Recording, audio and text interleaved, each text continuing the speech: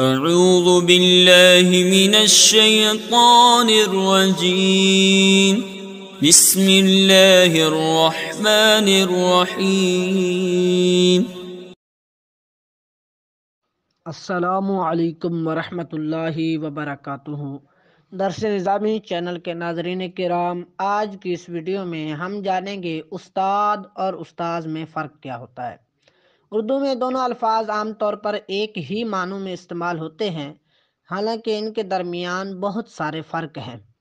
لفظ استاد یہ فارسی زبان کا لفظ ہے جو ہر قسم کے عملی و فنی کام سکھانے والے کو کہتے ہیں۔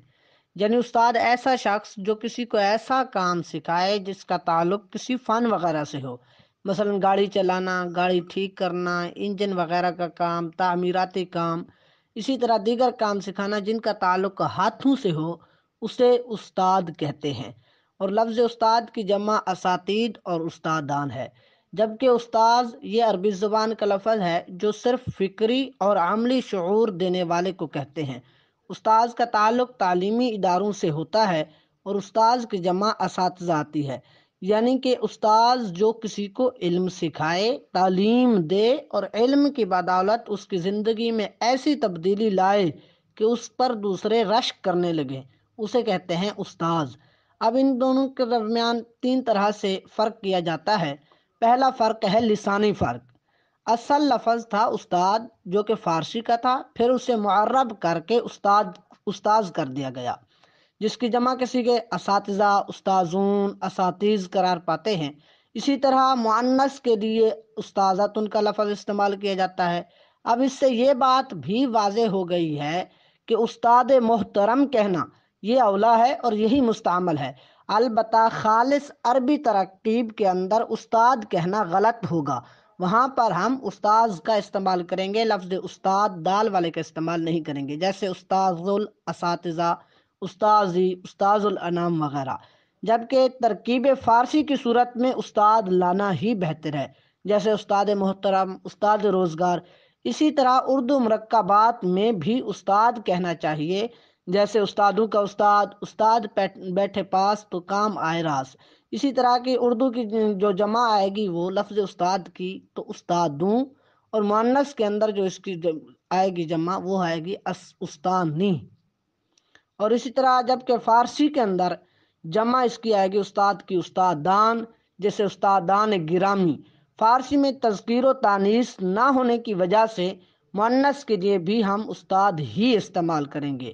بعض حضرات اس تحقیق کا عکس بتاتے ہیں کہ جی استاذ اصل ہے اور استاد اس کا مفرس ہے، مگر عربی اور فارسی الفاظ کی ساخت میں غور کرنے سے یہی واضح ہوتا ہے کہ استاد فارسی الاصل ہے اور اسے عربی میں لے جا کر دال کو زال سے بدل دیا گیا تو استاد ہو گیا۔ نیز قدیم عربی لغات میں بھی اس لفظ کا موجود نہ ہونا بھی اس بات کی بڑی علامت ہے کہ یہ عربی الاصل نہیں ہے، حتیٰ کہ معجم لغت الفقہا کے اندر بصراحت یہ بات لکھی گئی ہے کہ استاذ معرب ہے، یہ مبنی نہیں ہے، یہ اصل نہیں ہے، بلکہ اسے پھیرا گیا ہے، استاد سے استاذ بنا ہے۔ اور اس کے درمیان دوسرا جو ان دونوں کے درمیان فرق ہے وہ فرق ہے معنوی فرق، کہ معنوی فرق یہ ہے کہ لفظ استاد جو کہ معرب ہے یہ محض معلم اور سکھانے والے کے معنی میں استعمال ہوتا ہے، جبکہ لفظ استاد دال کے ساتھ جو استعمال ہوتا ہے وہ ہے اصل، اور یہ فارسی کا لفظ ہے اور اردو میں تین معنوں کے لیے آتا ہے۔ پہلا اس کا معنی ہوتا ہے معلم، ماسٹر، ٹیچر، دوسرا معنی ہوتا ہے ماہر فن، تجربہ کار، اور تیسرا معنی کیا جاتا ہے چالاک۔ مزید معنی بھی اس کے بتائے جاتے ہیں، لیکن وہ دیگر معنی جتنے بھی ہیں وہ انہی تین معنوں سے ہی نکلتے ہیں۔ اور تیسرا فرق ان دونوں کے درمیان ہے استعمالی، کہ استاد کہاں استعمال کیا جاتا ہے اور استاذ کہاں استعمال کیا جاتا ہے۔ تو مدرسے یا سکول میں سکھانے والے کو استاذ بالذال کہنا چاہیے، جبکہ کسی ہنر اور پیشے کے سکھانے والے کو ہم استاد کا نام دیتے ہیں۔ اور یہی فرق بعض حضرات نے یہی فرق بیان کیا ہے۔